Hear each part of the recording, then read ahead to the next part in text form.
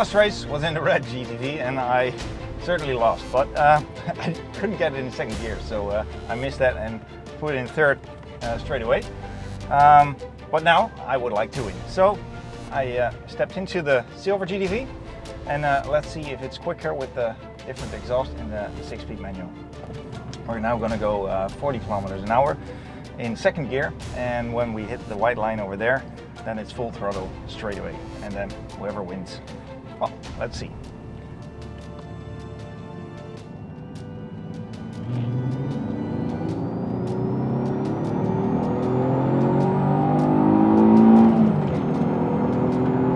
Oh, the gray one is quick.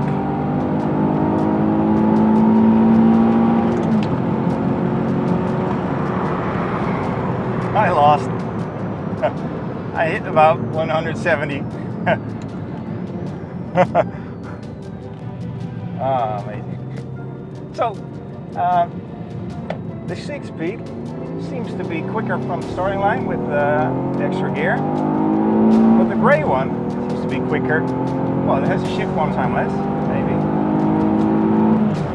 But it goes from rolling start. But the red GTV, it was a lot quicker than I expected.